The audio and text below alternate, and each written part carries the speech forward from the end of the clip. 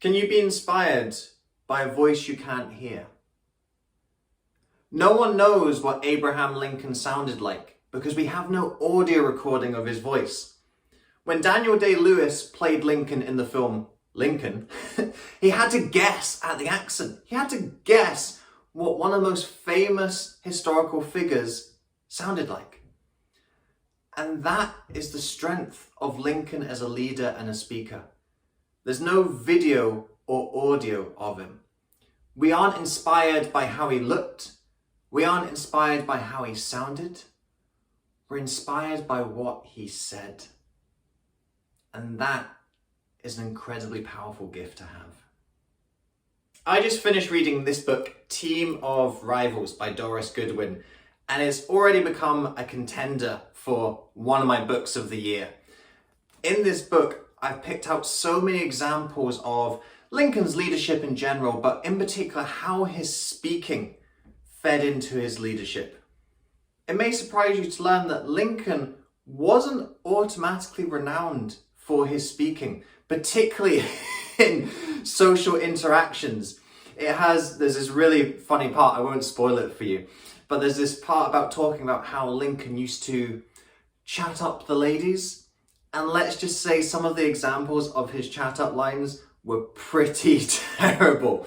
He was not someone who was naturally charismatic, naturally able to connect with people, but he developed and trained his skill to do so. And I'm going to outline in this video 3 of the things that I picked up on why Lincoln became such an effective speaker. The first key skill that Lincoln really developed was his storytelling ability. Early in his career, Lincoln was a traveling lawyer. He was going all across the state of Illinois. And through these natural explorations, he'd pick up stories and anecdotes. And some of the first accounts and memories that we have of Lincoln are actually to do with the fact that he could captivate an audience with his stories. How he would sit on a tree trunk or sit on a bar stool and people would just flock around him as he captivated them with all of the anecdotes that he'd picked up during his work and during his travels.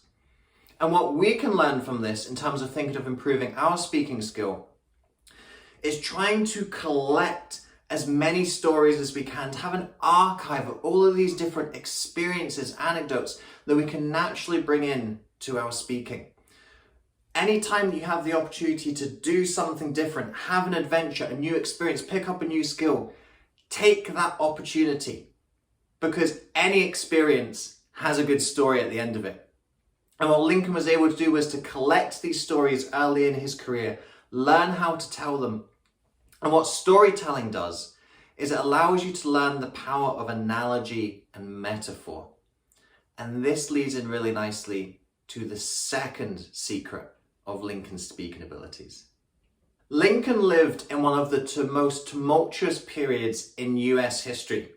If you think social divisions are bad nowadays, go and read about what it was like in the 1850s and 60s in the US.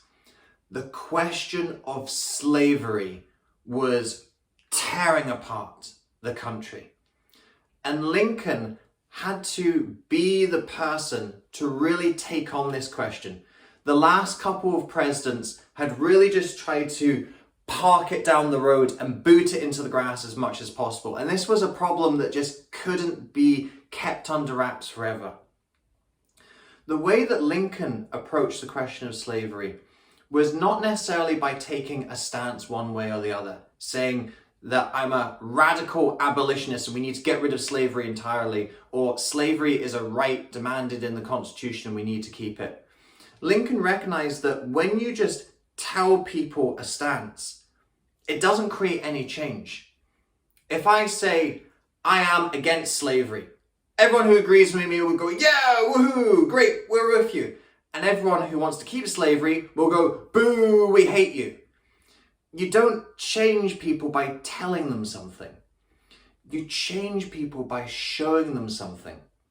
And what Lincoln did so well was he used all of these analogies and metaphors to show why slavery was bad. One of his most famous examples is where he talked about A house divided against itself cannot stand. What he was saying was that basically you cannot have a country where half of the people are against slavery and half of the people are for slavery. You are going to have a future where either the whole country needs to be pro-slavery or the whole country needs to abolish slavery. And when you just say it like that, each side will disagree and say, well, no, that's not right. Or, yeah, that is right. Let's get rid of slavery. The whole country needs to have rid of slaves. Or conversely, that's right. We need everyone to buy into slavery, otherwise it doesn't work. But when you look at the expression, a house divided against itself cannot stand, you can't really argue with that, can you? Nobody's going to say, well, actually a house divided against itself can stand. And this is what Lincoln was so good at doing, and this harks back to his time as a lawyer, is creating analogies and metaphors that people couldn't argue against. You can always argue against a stance. You cannot argue against an analogy. You can't argue against something which is inherently true within itself. And that was one of the most important tools that he had to use, was to try and get the moderates on side. He already had the radical abolitionists get rid of slavery. He was never going to have the radical slavers who were clinging on for dear life. Who he needed to appeal to was the moderate majority. And the way that he could influence them to see his vision for the future was creating things that they couldn't argue against. When it comes to thinking about what you speak about, you can't just tell people this is the right thing to do. You can't just tell people you need to eat gluten-free because it's the right thing to do. You need to do digital marketing because it's the right thing to do. You need to compliment people in social interactions more because it's the right thing to do. You won't get people to buy in when you tell them what to do. You'll get people to buy in when you show them the inherent truth of what you say. When you show them something that they can't argue against. That's where speakers have their influence, and Lincoln was a master of this tool. Our Facebook group, Rise and Inspire Speakers, provides you with a safe, supportive community to develop the skills to get your message out into the world. We host a virtual summit, Inspire Week, within the group every month, where you can sign up for a 30-minute slot to speak live in the group. This is a free opportunity you can sign up for month after month to practice your skills, try new things, and refine aspects of your story and message. There is a ton of educational content that gets pumped into this group. You can access ongoing educational resources that help you gain more confidence on camera, create more compelling speech content, and develop a deeper connection with your ideal audiences. Speaking of connection, the members of our community are fantastic.